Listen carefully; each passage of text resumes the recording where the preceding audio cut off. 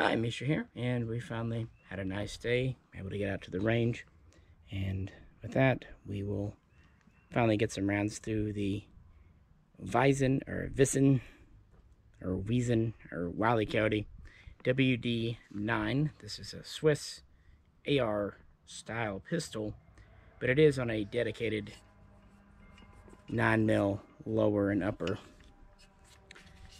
Talked about this a bit. It does feed from Glock mags. These are the factory extended mags it comes with. We're also going to try it with some mag pulls and Glock OEMs. I've modified it a little bit. Put on a SBA3 brace here, which fits right on.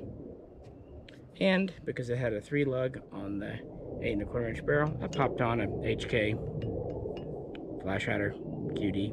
Why not? And of course, as always, we'll try it with a few different types of ammo, including Wolf and SIG. Seemed fitting. So with that, this is very stiff. Let's actually, let me show you here. Bit of tabletop before. Holds open.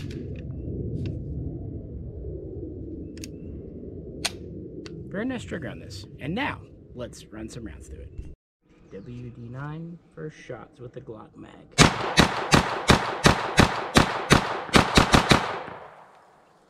Held open. And now with the factory 30 round.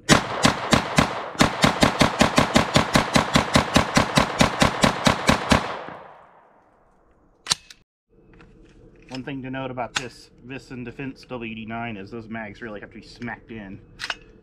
And I'm using Wolf ammo with a PMag. Since there's a mag pull grip on it, I figured that was suitable. We'll see if it runs okay.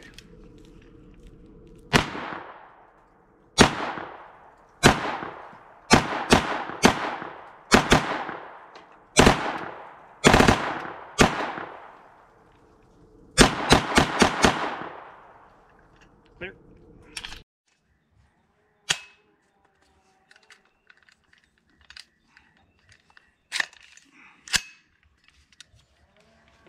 This is the Wyssen again.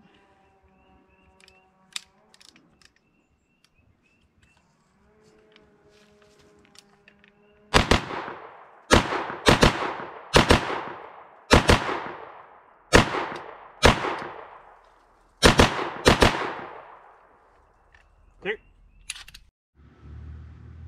And there you have it. It was not magazine sensitive, more ammo sensitive. It ran 100%, was quite smooth, had a nice trigger. Jay was able to get a bit of his patented bump firing done with it. And yeah, not a whole lot more to say. I just grabbed the Colt DOE. We did a recent update video on it, but size-wise, they're quite comparable. The Colt has a 7-inch barrel. This is 8 1/4. Of course, it looks a little longer because of the QD flash hider on there. Both of them take the brace just fine. Slides right on. One thing you can note, even though this is on a dedicated 9mm lower, you can see the extra space in the front where the magazine well is. Here, you don't really have that because it's a little slimmer. Of course, this takes the Glock mags, whereas the Colt guns take the kind of modified Uzi-inspired magazines. So there are some differences. But more and more, there are plenty of 9mm ARs that will take Glock mags. My Colt up here it's always been fun and reliable. But it's a different thing. Kind of the briefcase. And because of the 8 1/4 barrel with 3-lug, this kind of reminds me of a MP5 barrel on an AR-15 receiver set. Maybe that's just me. And just for a size comparison to kind of show you how much you're saving in length, here it is up against an earlier Colt AR 6450 with its 16-inch barrel. As you can see, you are saving a good chunk of length there, and the slim mag wheel helps a bit more too.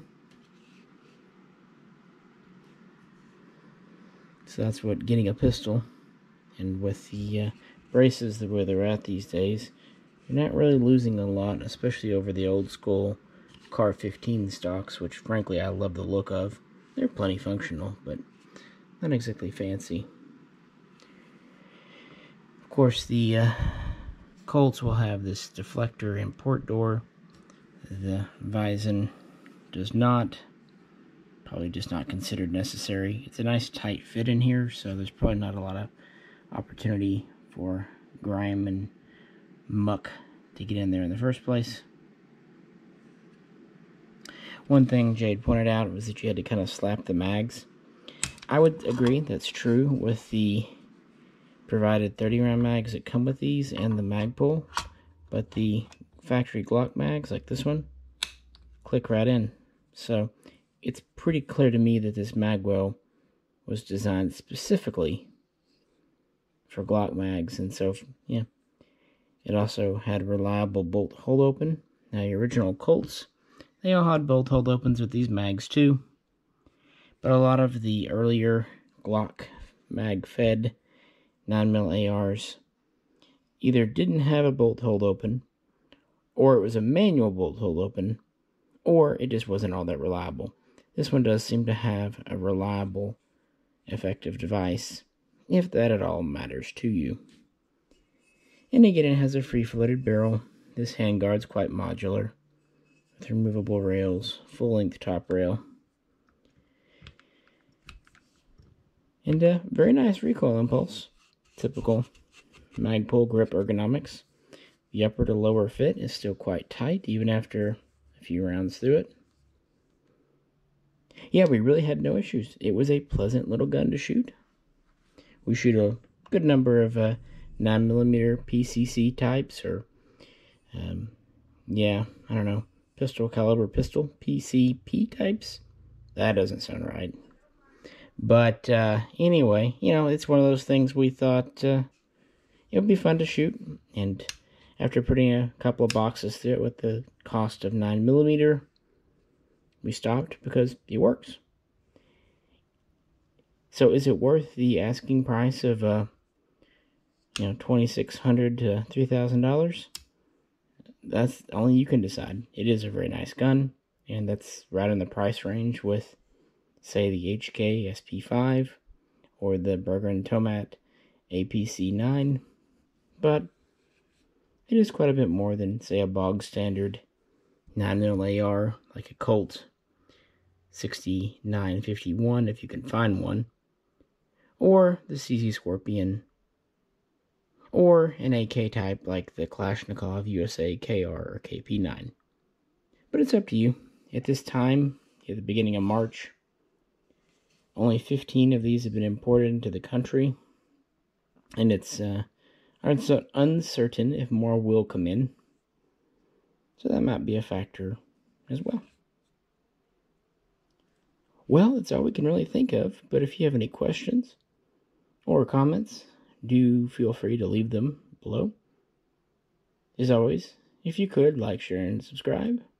And if you'd like to help support the channel, please check out the link to our Patreon page.